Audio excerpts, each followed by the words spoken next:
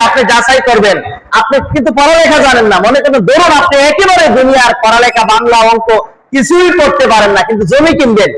জমি কেনার ক্ষেত্রে আপনি যখন এটা কিনবেন তার কাগজপত্র ঠিক আছে কিনা মুহুরির কাছে গিয়ে বুঝেন, মানুষকে জিজ্ঞেস করেন, বিভিন্ন ভাবে যাচাই বাছাই করে কাগজ তল্লাশি দেন, RSBSCS তার খতিয়ান ঠিক আছে কিনা, এগুলো যাচাই বাছাই করে আপনি সেটা কেনার চেষ্টা করেন, বুঝে শুনে কেনার চেষ্টা করেন, অথচ আপনি পড়ালেখা জানেন না, তারপরে আপনি যাচাই বাছাই করেন। কেন? এটা আপনি 20 বছর ব্যবহার করবেন, 20 বছর ভোগ করবেন, অথচ এই সিরাতে মুস্তাকিমের সঠিক আমল সঠিক আকীদার মাধ্যমে আপনি চিরজীবন, জান্নাতে গেলেও চিরজীবন থাকবেন, জাহান্নামে গেলেও চিরজীবন থাকবেন। এই আমল আপনি সিরাতে মুস্তাকিমে যাওয়ার জন্য আপনি আমল করছেন, এই আমলটা সঠিক কিনা, এই আমলটার দলিল আছে কিনা, এটা কোনোদিন আপনি জানলেন না।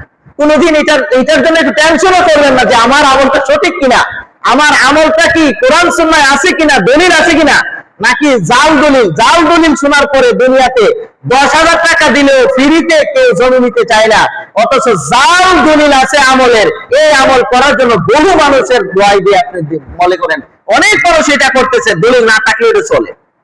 এইভাবে করে আপনি দিনটা দুনিয়াটা পার করে দিবেন, কিন্তু একজন সচেতন মুসলিমের কাজ এটা নয়, একজন বুদ্ধিমানের কাজ এটা নয়।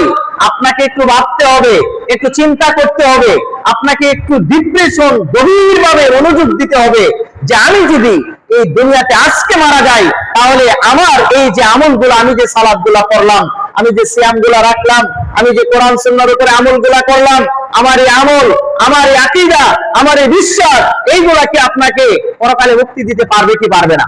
এই আমলগুলোর মাধ্যমে আমি সিরাতে মুস্তাকিমের উপরে আছে কিনা, সিরাতে মুস্তাকিমের রাস্তা থেকে আমি কি দূরে সরে গেছি কিনা, এই বিষয়ে কখনো আপনি আমার মাথা ঘামানো নাই, চিন্তা ভাবনা নাই। অথচ আপনি আমি কিন্তু মরতে হবে, আপনি আমি কিন্তু কবরে যেতে হবে, আপনি আমার কিন্তু পরকালে হিসাবের কাটায় কাঠগড়ায় দাঁড়াতে হবে, আপনি আমার জীবনের আমলের হিসাব আল্লাহর কাছে দিতে হবে। তাহলে আমরা করলাম কি আর আমরা হলাম কি?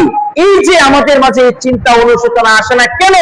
কারণ এই সিরাতে মুস্তাকিমের পথে বাধা হলো শয়তান। শয়তান আপনাকে এগুলা চিন্তা ভাবনা করতে দিবে না, শয়তান আপনাকে ভালো কাজ করতে দিবে না।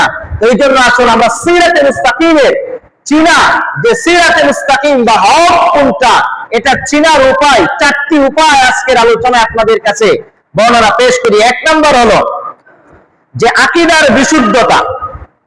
আকীদার বিশুদ্ধতা সিরাতে মুস্তাকিমের উপরে থাকতে হলে আপনাকে অবশ্যই, যারা সিরাতে মুস্তাকিমের উপরে আছে তাদের কোনো আমল, তাদের কোনো বিশ্বাস কোরআন হাদিসের বাহিরে থাকবে না, কোরআন সুন্নাহ অনুযায়ী দলিল প্রমাণ থাকবে।